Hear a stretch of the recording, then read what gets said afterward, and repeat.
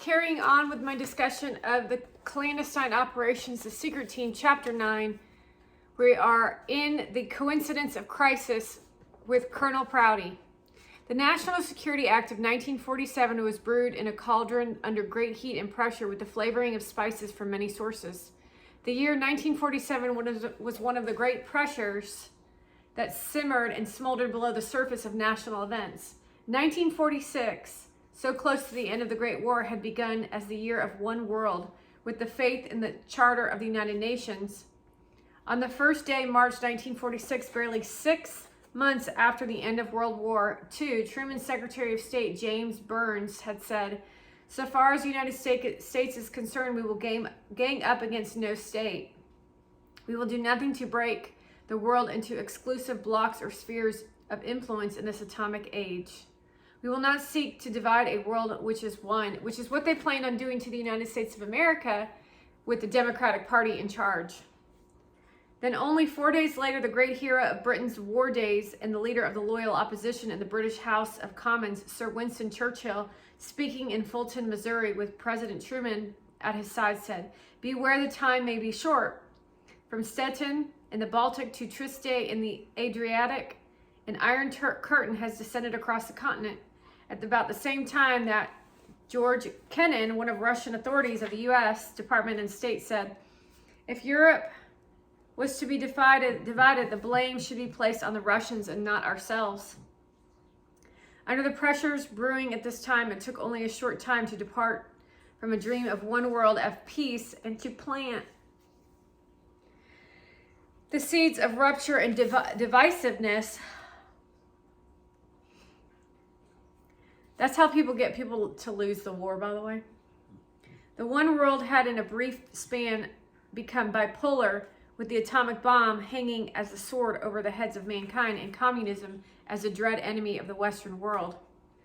Following quickly upon the dismemberment of the victorious military might of the U.S. upon the dissolution of the OSS, came the transfer in January of 1947 of the great nuclear weapon technology to the new Atomic Energy Commission.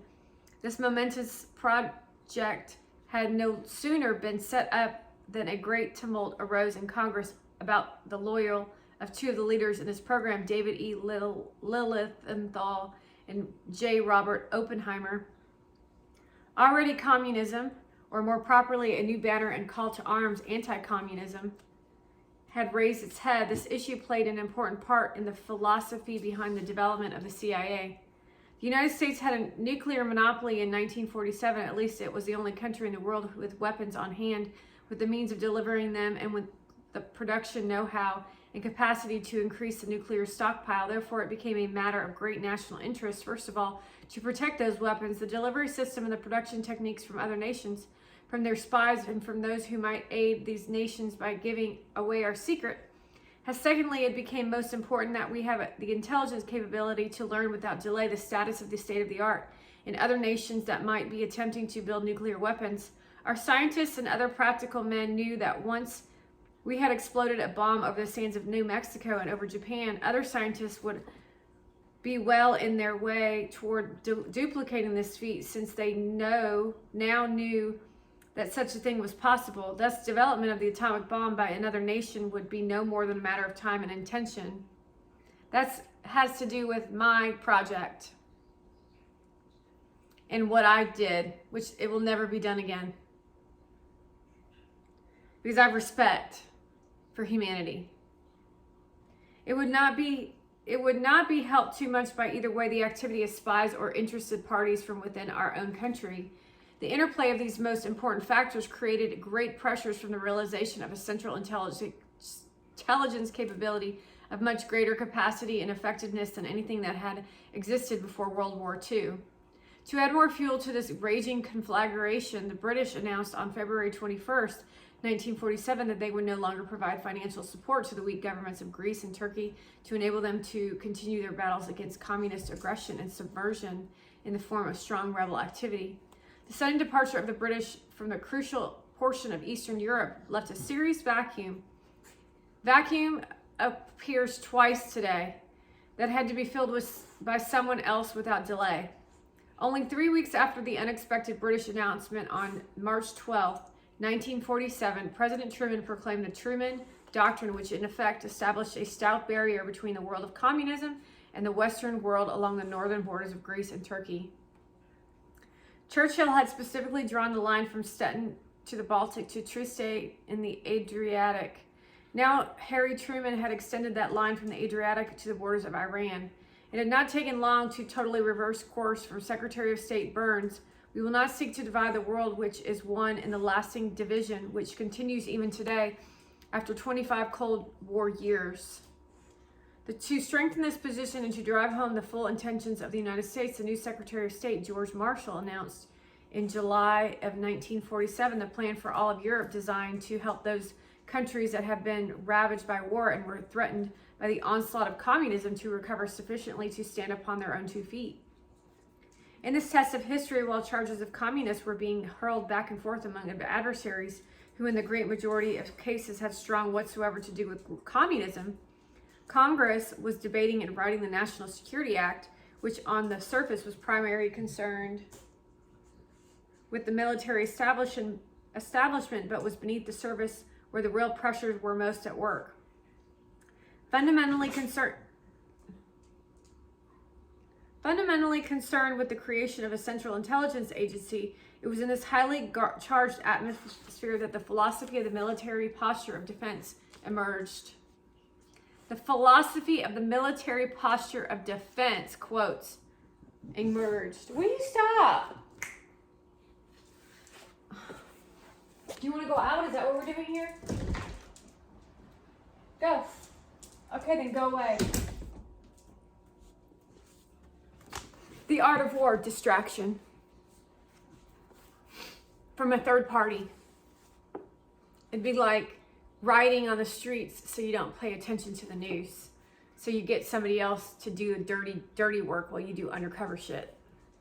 Good job, millennials.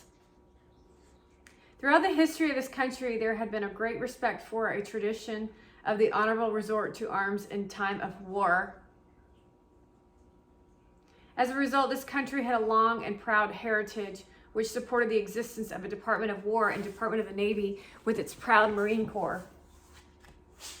All men knew the United States would resort to war only when the diplomacy and all other efforts had failed. They're getting tired, though. They are hard workers.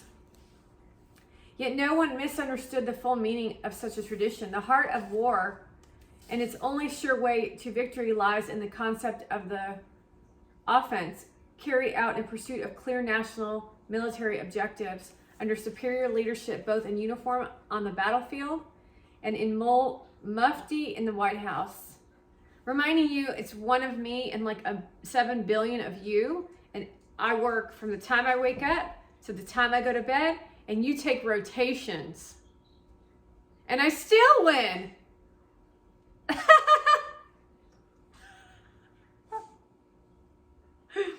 Somehow, under the pressures of the great debates during 1947, this tradition and heritage broke down, and in the face of the responsibilities incumbent upon this country in the nuclear age and in the face of a growing communist menace, the American military posture became one of a defense. This was a significant mutation in the dominant cell structure of the lifeblood and soul of this nation. The very word offense connotes action and the existence of a plan of such action. A country that is in command of all of its facilities and has the vigor to shape its own destiny does so in accordance with a plan and a great national plan, and with the sense of action that is the very essence of life and liberty. Liberty itself is a difficult word to encompass within a single definition, but certainly there can be no liberty if there is no action, because one is not free to act if frozen in the posture of defense, waiting to counteract the free acts of these adversaries, real and imagined.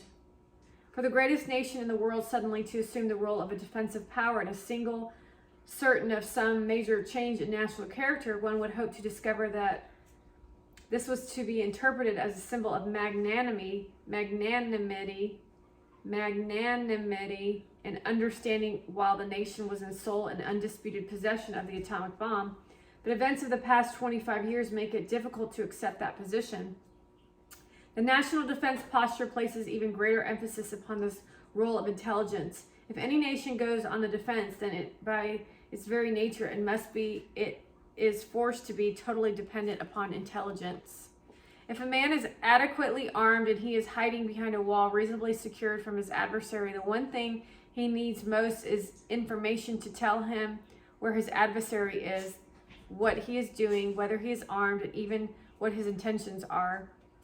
In the usual year of 1947, the great pressures upon Congress and the administration somehow impressed upon the government of this country the beginnings of a belief in reliance upon a major intelligence structure to be backed up by a powerful Department of Defense. It takes a long time, as Darwin made very clear for an evolution process to make itself known. For many years, this nation of veterans and mothers and fathers of veterans, along with the sisters and brothers of veterans, have looked upon the post-1947 Army, Navy, and Air Force not as they were becoming, but as they had known them at first hand at Normandy and Iwo Jima, at the Battle of Midway, and the undersea services of the 8th Air Force over Fortress Germany, and with the B-29s of the 20th Air Force flying back from a fire-ravaged Tokyo. Thus it was that while the country was caught up in the great debate over unification, about the new role of nuclear weapons, and about anti-communism, it failed to note that our military establishment was being diverted from an active role as an essential element of national planning to a response position of reaction to the inputs of intelligence that was not evident during the remaining years of the 40s. Its first indication became apparent at the time of the Korean War, and that was not prominently apparent in the more open and overt military establishment, certainly from scarcity noticed in the early days of the CIA. In support of this low-key first blush of a defense posture, the CIA was placed under the direction of an admiral who had as his deputy a general. Both of them supported the idea that for the new CIA, intelligence was to be business as usual and had been expected, and in strict compliance with the language of the law, the CIA was developed along military lines. In fact, little thought was given to organizing it in any other way by those who were given the responsibility of getting things started. As Lyman Kirkpatrick wrote, most of the senior positions in the agency at that time were held by military personnel who had been detailed for a tour of duty. Some of those were well qualified, but many were not. In any event, they were in key positions. They were the type of men who believed that intelligence was a supporting staff function only, and that the object of an intelligence organization, whether it was in the field with a fighting outfit or at the seat of the government, serving as a quiet intelligence arm of the president, was simply to coordinate, evaluate, and analyze information, and to provide it to the president and his cabinet members for his own use as they saw fit. But that's kind of what I do. But not to the Democrats, to Trump. They did not view their job as secret. No. I do it right in front of your faces, exposing you. That's awesome. As they abuse me and violate me and rape me and stuff. That's your Democratic Party. They did not view their job as secret operations to be set in motion by the intelligence agency itself. Not only was this the outlook of men in the key positions of the agency, but this was also the way the president saw it.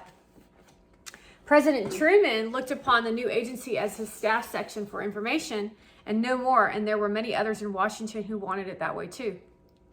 Although a central intelligence agency had been created under law and had been accepted within the already existent community as essential for the purpose of coordinating national intelligence, there were many who wished to keep its role to a minimum. None of the traditional intelligence organizations wanted to give up anything to the CIA. They agreed to share with it the role of formulating national intelligence. Hence, we discuss national intelligence in my works today with Bob. Interesting. Oh my goodness, how interesting.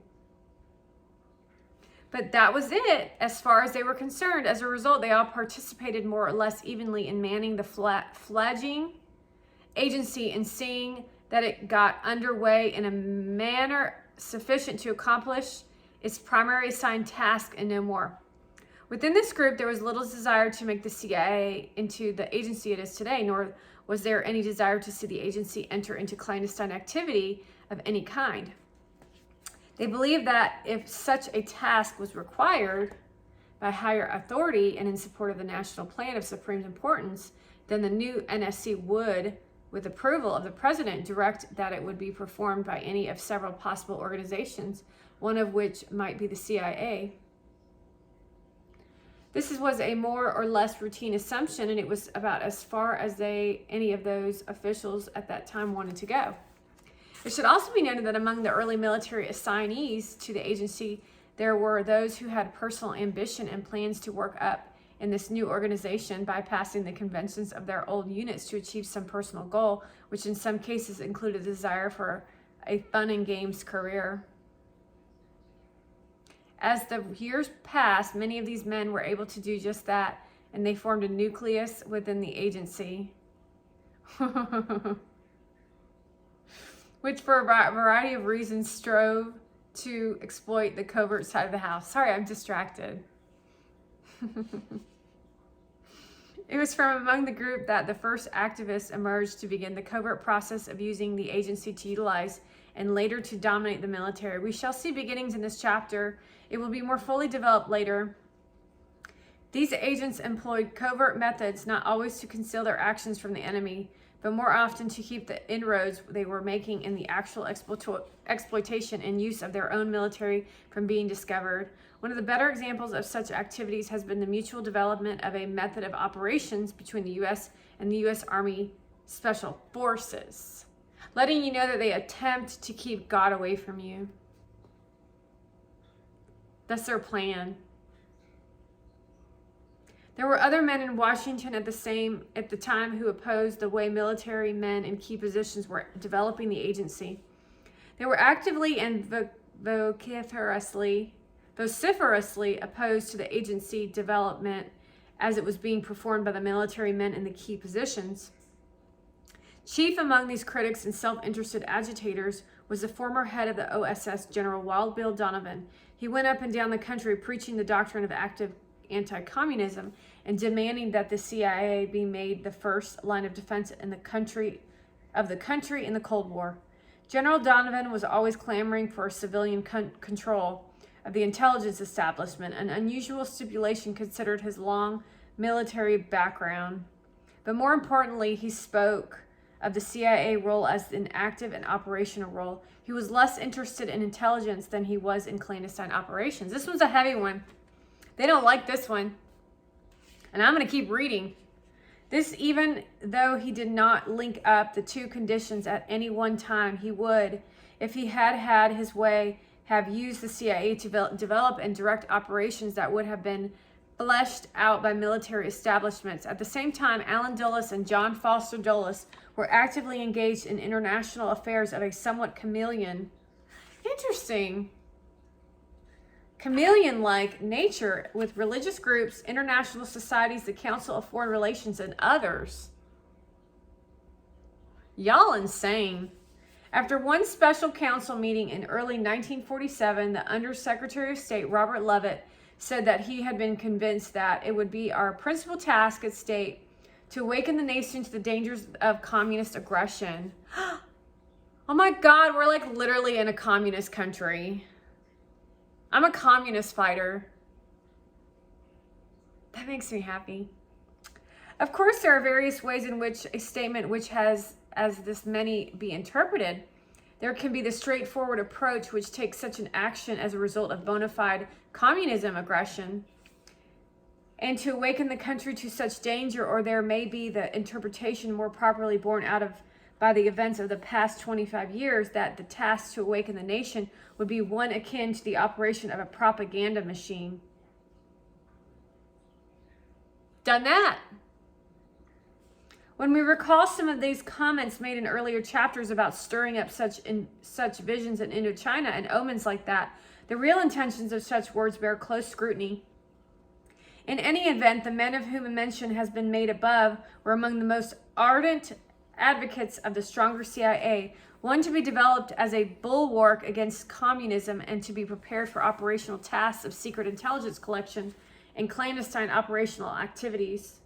The pressure in public and upon administration were so great that even before the CIA had been in existence for 1 year, the president was persuaded to appoint a select committee to report on the effectiveness of the CIA as organized under the 1947 Act and relationship of the CIA activities to those other intelligence organs of the government. It was quite unusual to have this new organizational so suddenly on the carpet, but 1948 was an election year and the governor of New York, Thomas E. Dewey, had been selected by the Republicans to carry their standard against the old and war-weary Roosevelt team, which had been Daughtry Harry Truman at its helm. While Truman declared he would give him hell, Dewey calmly and with great assurance and confidence told the country that it was time for a new rudder on the ship of state. And for a new man at the helm, the country believed that Dewey would be elected easily. He's evil. He had been a renowned crime fighter, and his campaign was built on the idea that he would be a superior communist fighter. Now I am psycho. Meanwhile, the issue of communists in government plagued the Democratic Party incumbents as a result of campaign tactics attributed to Allen Dulles and his clan. It's all titles. It's stupid. Oh. I'm just looking. Hold on. I gotta see how many pages this is. Holy shit. I'm not sure I'll make it. There's a lot. It was then most surprisingly to learn that the men whom Harry Truman chose to put on the Intelligence Review Committee were none other than Dewey's chief speechwriter during the campaign, Allen Dulles, along with William Jackson, and Matthias Correa. There's no doubt that these men were qualified and competent, but they could hardly have been accused of being objective. Certainly the president must have known that Dulles was strongly committed to the Dewey campaign, which was in action at the same time that he was to be working with Jackson and Correa. And he also knew that Dulles had been opposed to the provisions of the National Security Act in 1947 since the beginning. William H. Jackson's career in military intelligence dated back into the early days of World War II, and he was known to favor the military side of the issues and confronted the committee. But he had been very active in the new intelligence picture in spite of this procreal background, and the other members of the committee, Matthias Correa, was also experienced in intelligence and worked closely with the former Secretary of Navy and his first Secretary of Defense, James Forrestal. However, there can be no question about the fact that this committee was dominated by Allen Dulles. Another factor that did much to shape the course of these events was the fact by the summer of 1948 the NSC itself had published certain directives that delineated the functions of the agency. One of these, published in August of 1948, was NSC Intelligence Directive 10-2. This regulation authorized the CIA to create a small section that would have the ability to carry out secret intelligence operations and that at some point might contemplate the pursuit of secret operations. The assurance of this directive did not mean that the NSC was encouraging the CIA to enter into the world of secret operations. In fact, the real language of the NSCID was so restrictive that had it been faithfully followed, there would have been few such operations under any conditions.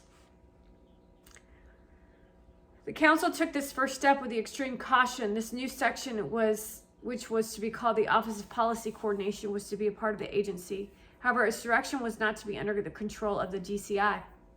The NSC directed that he would be selected by the Secretary of State and secondly by the Secretary of Defense. The first man appointed to be director of the OPC was Frank Wisner, a former OSS agent and at that time an official at the State Department. Although Wisner had been with State, his assignment there was a matter of convenience for him. It was for several other than OSS hands while they awaited the creation of the CIA, while they were with State. These men took care of certain records and other valuable assets of the OSS, which had been handed down from World War II. As a result of this NSC action, by the end of 1948, the DCI did have a secret operations potential, but it was so rigged that he did not have full control of that office, and he could not take things into his own hands if he wanted to. He had to wait directions from the NSC. This was unwieldy, but it was the only way the council would agree to the establishment of such a function. It was a small first step which led to others. It was another part of the pressure building up under the surface while the agency was busying itself with organizational matters and the task of coordinating national intelligence. She copied all my outfits. Yo, copied all my shit. That is insane. Remember when I did that fashion show in one of my previous TikToks? They literally took all my shit and copied it and made money off of it, including standing in front of him and trying to get me to realize that the dress I wore was the same color she was wearing, as if that was going to affect me. Talk about stupid. How pathetic can you be? Get a life. This was the background that led up to the time of the Dulles-Jackson-Correa report. No single report on the subject of intelligence, and perhaps even on any subject. Pause. However, the only thing she wasn't aware of was the first encounter and the fact that she exposed herself with a green outfit. How stupid can you be, yo? And she wore green, yo, and I wore a jail striped outfit. God, you are so hilarious. God, that just is so freaking hilarious. Has had a greater impact upon the past 20 years in this country than the work of Allen Dulles. Throughout the closing months of the 1948 election campaign, Dulles was acting as a personal liaison representative between Dewey and the State Department. Not a word appeared in the press about the Dulles-Jackson-Correa report, although the principals were busy reviewing drafts and working on the broad subject before them. One can imagine with some interest that position Allen Dulles found himself in. Writing for Dewey he campaigned all over the country and then busily engaging himself in his real labor of love. The intelligence report. The fact that it takes... Okay, when you download on YouTube, it takes forever. When you download on TikTok, it doesn't take forever. When you use a bunch of TikTok, it takes up storage on your phone. When you use YouTube, it doesn't take up storage on your phone. Just an awareness in if this is true or not. To know that how they're getting information off of your phone.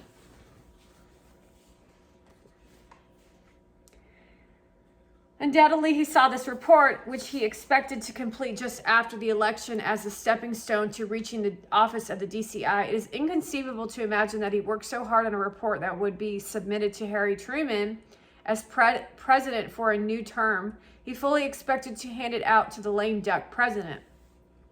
As it happened, Truman surprised the entire country by being reelected.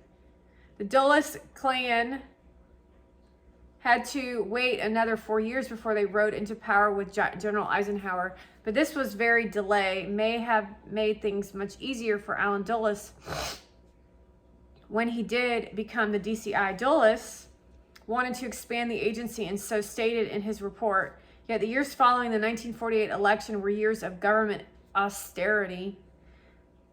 He could not have done it then. Dulles was not a strong administrator, and he would have the real problems getting all of his plans into operation. But he was an expert at getting things done by a special kind of secrecy, shrouded wheeling and dealing. This would not have worked during Truman's administration with Lewis Johnson in the Secretary of Defense. There was in the official field of that time a long and very detailed letter to the DCI signed by Secretary of Defense Louis Johnson, which stated that the agency should not become involved in any operational activities that involved any part of the DoD unless the agency was fully prepared to be able to disclaim the role of the military, and unless the agency was prepared to reimburse the Defense Department for all actual out-of-pocket expenses it might incur. Asking the CIA to be prepared to disclaim the role of someone else who gets caught in a CIA operation is one thing, but asking the agency to pay for what it used and expands is entirely different. The agency gives lip service to the former and cringes at the latter.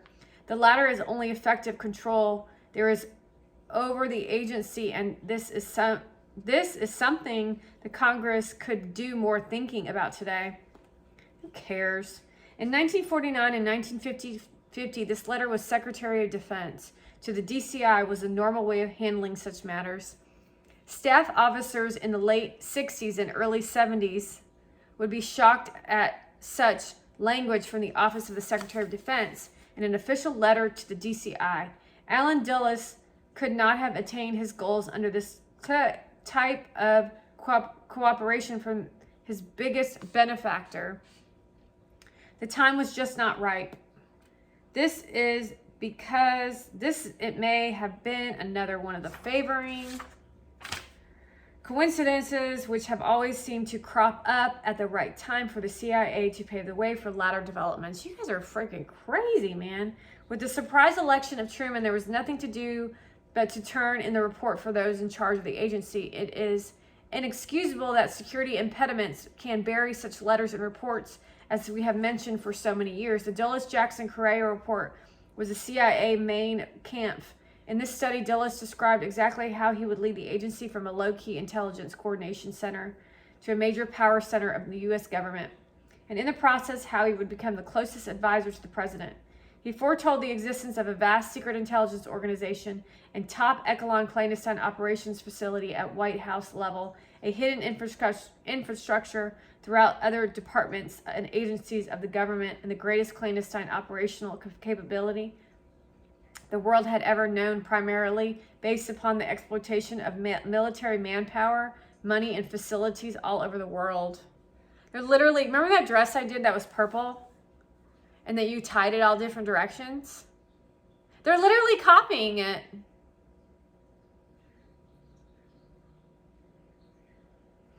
With no financial, this is how horrible you all are.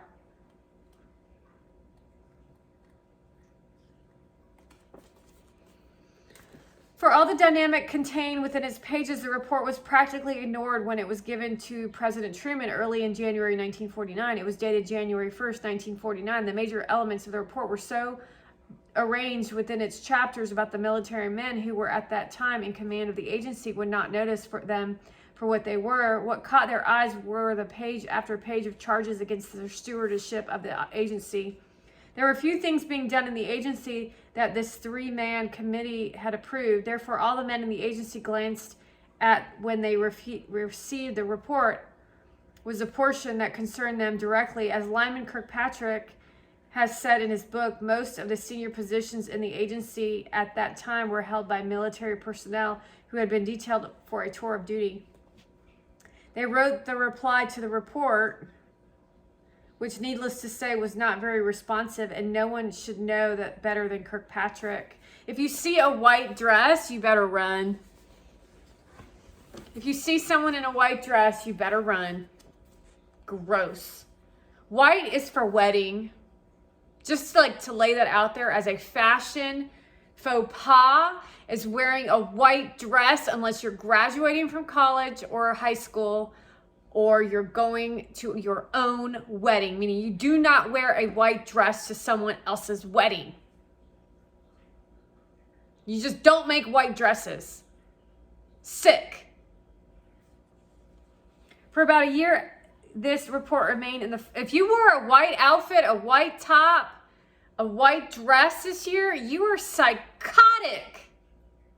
That is the evidence that somebody is freaking nuts. Is wearing a white top, a white dress, a white skirt with a white shirt.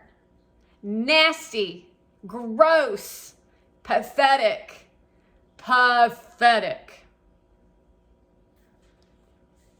For about a year, this report remained in the files and nothing was done about it. For centuries to come, wearing a white dress, you will be talked about. Unless you're at your own wedding or graduation. Or if it's specifically everyone wears white. However, we all know everybody who wears white is snorting cocaine. Don't we? As a piece of information and as a working document, the report never was the center of action. It was cloaked in security that few people have ever seen it, and fewer have read and studied of them in its director and report is most important as evidence of this thought and techniques, and because it so comprehensively records this thoughts from 1947 to 1948 period. It is an essential document of government lore and subsurface action for the years from 51 to 61. Dulles was not a planner. He was not the type of man who would be a great chess player, seeing his objective clearly, planning his own tactics and weighing all that against his opponent's options. He was a puncher, and a missionary. He was a meddler. He thought that he had the right and the duty to bring his pet schemes into the minds and homes of others, whether they were wanted or not. His system was like a maze full of mouse traps, all set to snap and placed side by side, carefully over every inch of his domain. When he heard a trap snap and then another, he would quickly sense that something was happening and would know where the activity was. Because his sounding devices were mouse traps, he would have already prepared his defenses for mice and would throw his anti-mice operations into action immediately. He would not maintain a force of mice fighting equipment himself, but he would get his organizations to throw all of its forces into the fray in response to his mousetrap information. His trap sensors were the catalytic activators of the greater resources of his entire organization, his country.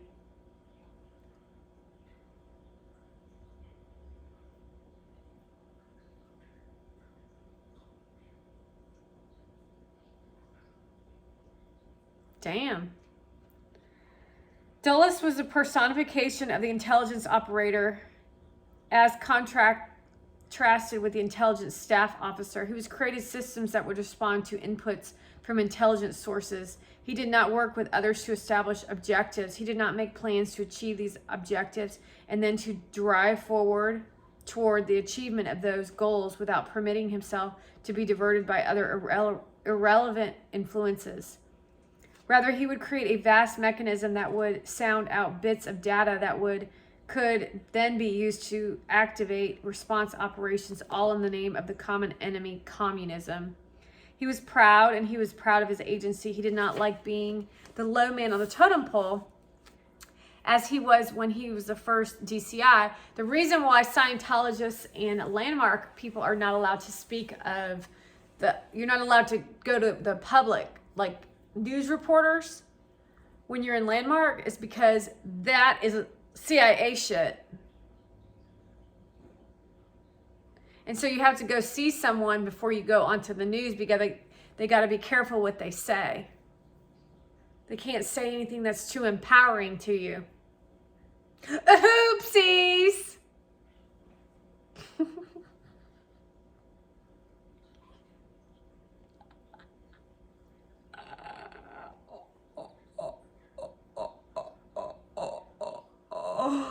I love myself. Screw all y'all, man. Y'all are all pathetic. The U.S. News and World Report of October 18, 1957 ranked Alan Dulles 34th on the protocol list.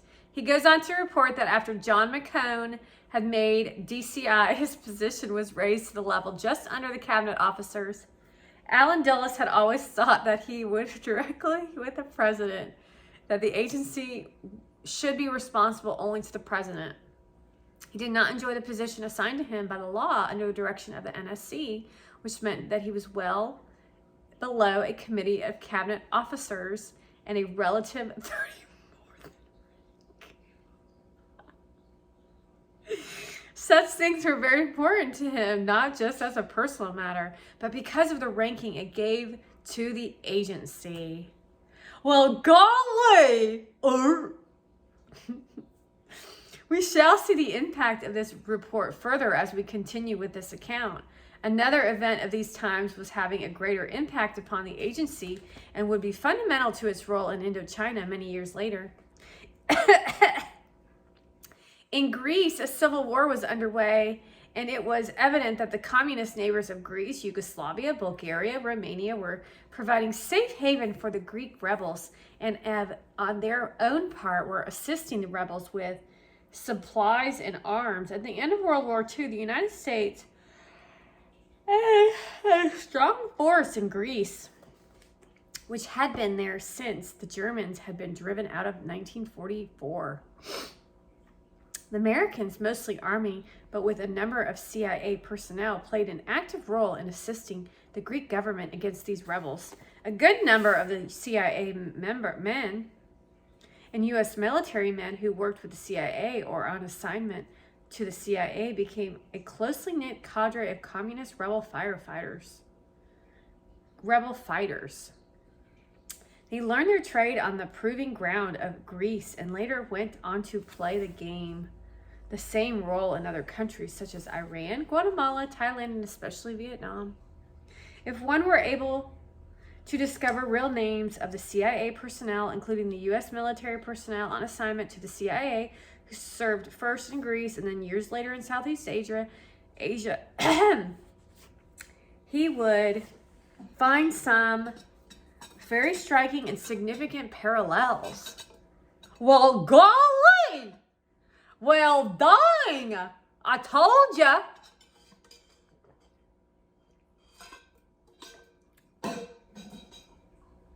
Well, golly gee! I wonder who that is.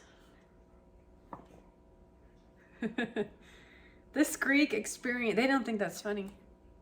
They think they're so fucking intelligent. They're fucking stupid.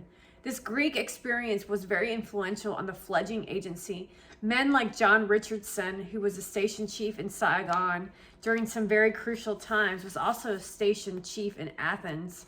Ambassador Perifoy played an important role in Greece, and then went on to Thailand, where he died in an automobile accident. General Marshall Carter, at the time aide to Secretary of State George Marshall, served briefly but importantly in Greece later. Was the DDCI Henry Cabot Lodge, while ambassador to the UN, became much involved in the Greek rebellion, and of course he played a most important role at Vietnam, where he was ambassador on 2 different occasions. The list is long and most significant. The agency obtained some of its first field experience.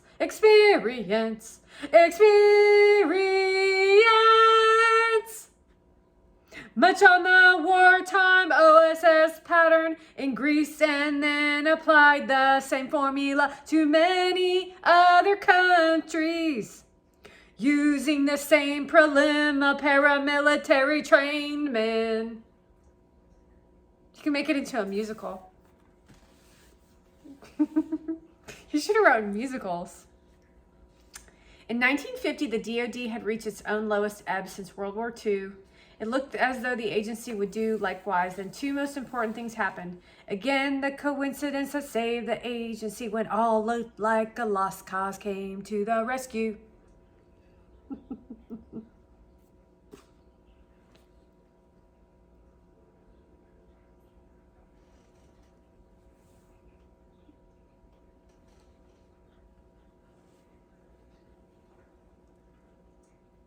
I don't know, me and Colonel Prouty are laughing.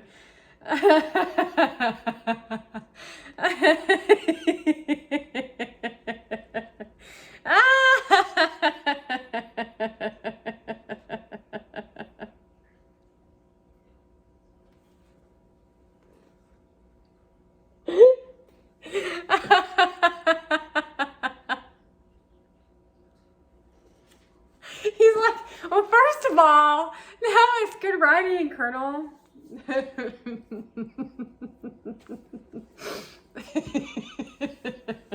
I'm not making fun of your work. I'm making fun of them. I'm making fun of their ignorance.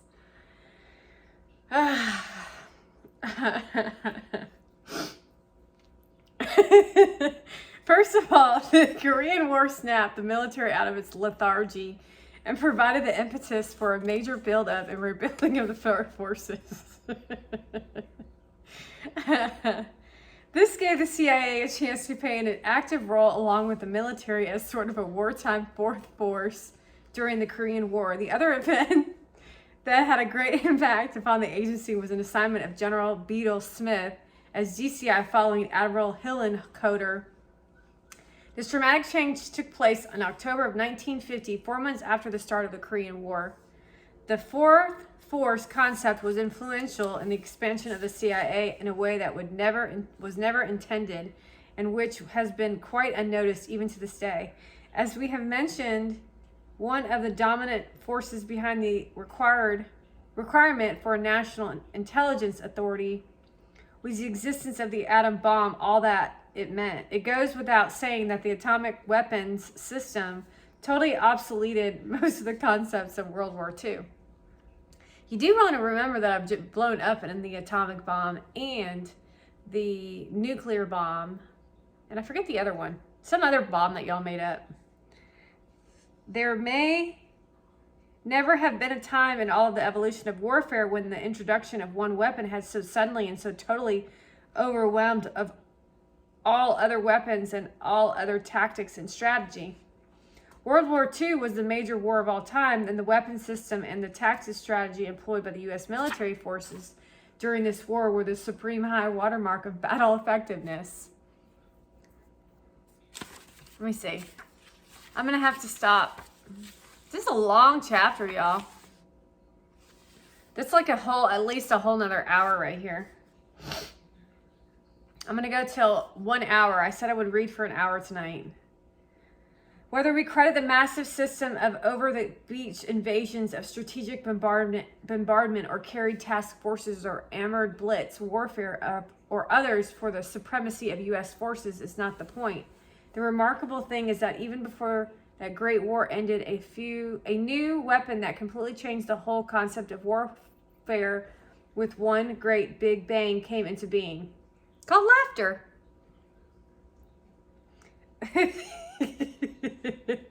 This change was so dynamic that even the United States and its allies were victors by virtue of the unconditional surrender of the vanquished, and thus were total masters of the field. They could not rest upon their laurels once another country had unlocked the secret of nuclear weapon system. The great fact in this realization was that there was no peacetime relaxation and no resting upon the fruits of victory, secure in the knowledge that we were masters of the world. I would be like, are you joking with me right now? Are you being serious? Or are you just joking? That's what I would say to you if we were having a serious conversation. Do you need me to rub your feet? Do you need to hug? What is really going on with you? Let's take a look at what's missing. Do we need to play a game of Uno?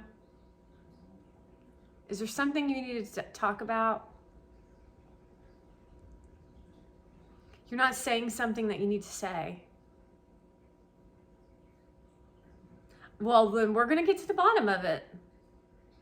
Because I ain't putting up with no bullshit. And we're going to call his ass out. But before we get to that point, we're going to make sure we work through things until we get to that point that we're going to have to take somebody to war. Y'all just do not know how to communicate. And some people just plain fucking evil. Like Trudeau. And Obama.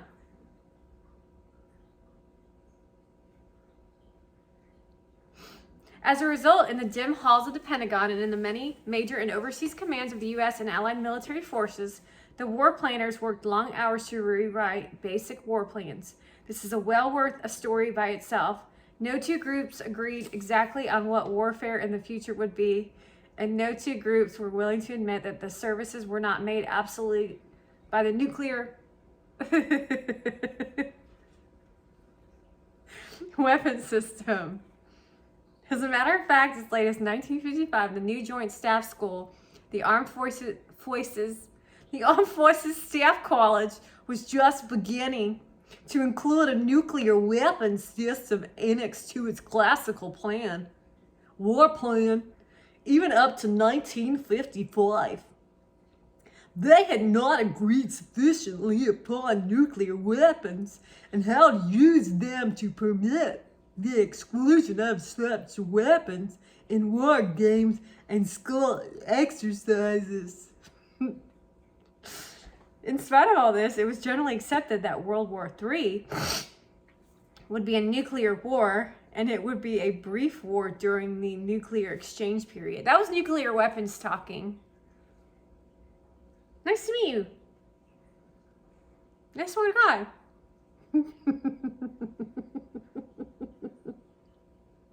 Nuclear weapons, you better cut it out. Don't you do that now. When they try to blow you, you don't blow. I don't want you blowing up. Thank you. And that it would be followed by a long, protracted, and very complex poke strike campaign in which the least devastated nation would try to mount forces sufficient to occupy the territory of most of the damaged nation and to bring about some order in which most certainly be totally devastated area. Such visualized plans that there might be strong cells of more or less conventional forces and other cells of varying degrees of local political power that would have to be taken over and organized in enemy's homeland. During World War II, the military had developed a most useful civil affairs and military government command. It had done an exemplary job in moving in behind the advancing army and getting the civilian population back on its feet, as well as in assisting local political leaders to begin the process of setting up some form of basic government. The new war plans began to expand this role and to see a major task for the CAMG forces. As a result, the CAMG School of Fort Gordon, Georgia, was kept in operation even though many others had been closed, and a number of CAMG reserve units were kept active throughout the country to retain the experience and that had been so laboriously created during World War II. A major issue facing President Truman during 1948 campaign year was the attack upon and the lack of preparedness of the armed forces, particularly the reserve forces, which had been allowed to reach a low ebb. In spite of this, the CAMG program had been kept very alive. What had kept it alive was the increasing responsibility of its role in war plans. It had, at the same time, a number of the military men who were serving with the CIA also recognized that if CAMG work was to succeed, and if it was to have any chance to even begin to operate, something must be done during peacetime to prepare for this exigency during wartime. This brought about some serious studies of what could be done in Eastern Europe and even the Soviet Union to establish contacts, agents, and stay-behind networks, which would help to form the essential cadres for the CAMG troops, who would be parachuted into certain selected areas immediately following a nuclear exchange. Such plans required that certain areas of any potential hostile country must be left untouched by atomic warfare in order that radioactivity from direct hits and from the much more unpredictable fallout patterns would not become a retarding factor. Various studies were made of meteorological patterns and other known physical factors in order that war plans could be drawn that could leave certain selected uncontaminated pockets in the target countries. Maybe the CIA does control the weather sometimes. Maybe. Oh, God. Y'all are so impossible. All right, we got 6 minutes left. With this basic work underway, the next thing to do was to see that what might be done about building up the number of agents and cadre personnel to those areas. For one thing, the vast refugee and displaced personnel programs, which resulted in a flood of millions of persons from the Eastern Europe countries into Western Europe, provided a great opportunity to ferret out certain people who knew about these areas and perhaps new individuals who were still there and might be contracted and trained to be cadre personnel on the promise that in the event of such an all-out nuclear war, they would be saved. This was a most appealing prospect to a certain selected individuals who had loved ones remaining in some of these pocket zones. In this connection, is interesting to note that in the intelligence business, people leaving one area to take up residence in another, called defectors, to displaced persons, refugees, and the like, in other times and other places, these people have been simply called immigrants. Immigrants, I. Immigrants, E for CIA. The military and the CIA were working together on the refugee and displaced person program. The military then asked the CIA to participate in top-level war planning. This was a foot in the door for the CIA, and it was the most logical move on the part of the military. After all, the military and the OSS had worked together throughout, although precariously, during World War II. During the late 40s and early 50s, many of these key personnel of the CIA were active military personnel or veterans of World War II who had converted to civilian status and become career employees of the new agency. They were well qualified for service for the military in these top-level war planning assignments. To do this, the CIA went through paperwork cover assignments with the military department to have these men called back on active duty to their reserve grades and then assigned to the headquarters concerned. Few of the officers of the commands involved knew that these men were CIA agents, and most thought that they were routine military assignees. Few of the officers of the commands involved knew that those men were CIA agents, and most thought they were routine military assignments. Care was taken to see that the personnel manning tables of these headquarters were increased by the 2 or 3 spaces necessary to cover these men. As a result of this precautionary step, personnel administrators and others, such as the finance department, personnel in no way of knowing that the men in these positions were not real military personnel.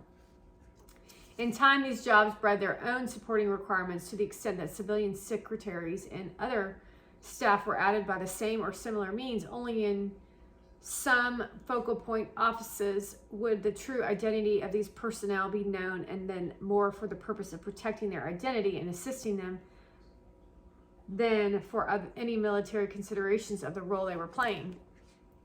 These war planning military and pseudo-military agents worked on the post-strike part of the war plan,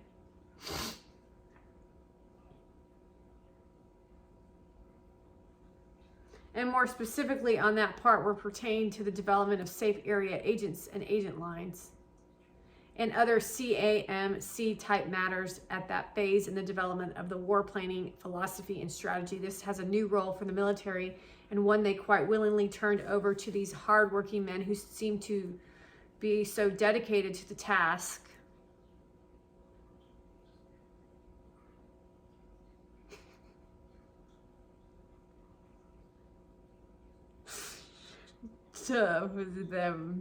Their offices were usually identified by such titles as subsidiary plans, special plans, or even the more normal psychological warfare and unconventional warfare designations. Once these annexes of the war plans had been accepted by the remainder of the staff and approved by the commanding general, they became officially part of the war planning structure of that command and then of its day-to-day mission for operational and supporting logistics function.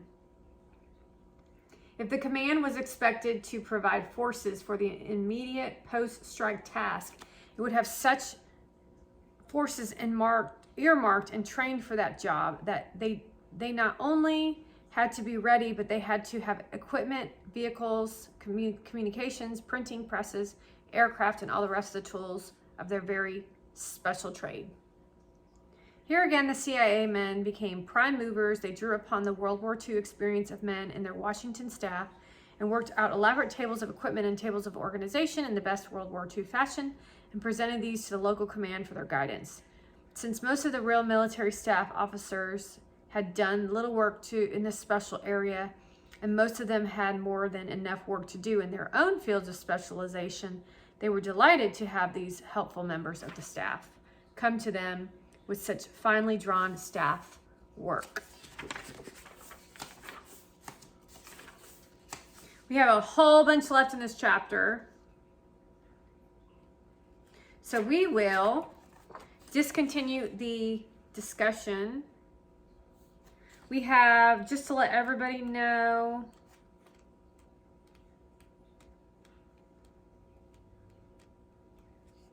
we have how many chapters in this book? 22. Holy shit. We got 22 chapters still left.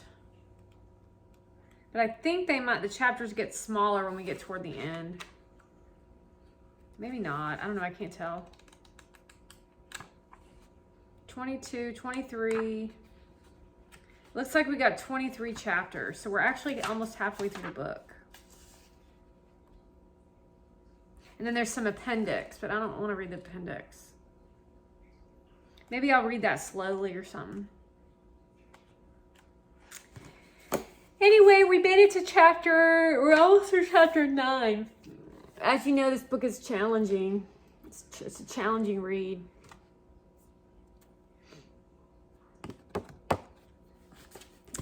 Thanks for listening. Let's open up this book too. The Art of War. If a general cannot overcome his anger and his army swarm over the citadel, killing a third of his soldiers, and yet the citadel is still not taken, this is a disastrous attack. It is imperative to contest all factions for complete victory so that the army is not garrisoned and the profit can be total. This is the law of strategic siege.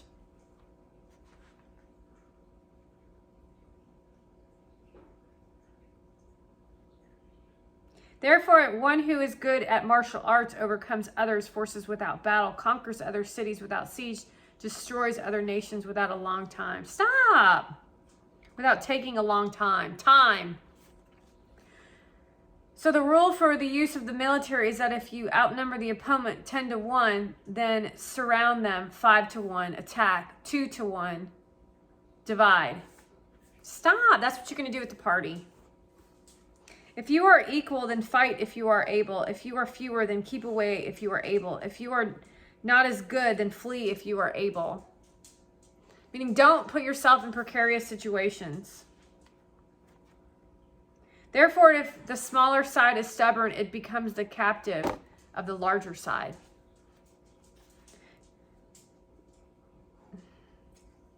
There are 3 ways in which a civil leadership causes a military trouble. When a civil leadership, unaware of the facts, tells its armies to advance, then it should not. Or tells its armies to retreat, then it should not. This is called tying up the armies. When the civil leadership is ignorant of military affairs but shares equally in the government of the enemies, the soldiers get confused. When the civil leadership is ignorant of military maneuvers but shares equally in the command of the armies, the soldiers hesitate. Once the armies are confused and hesitate, trouble comes from competitors. This is called taking away victory by deranging the military.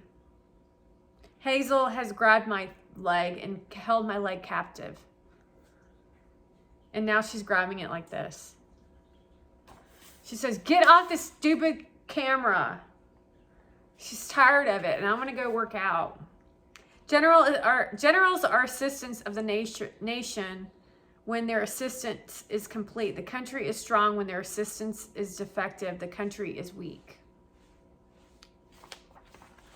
And then I'll read some more later. Oh, and that was for know what that was. Disorder arises from order.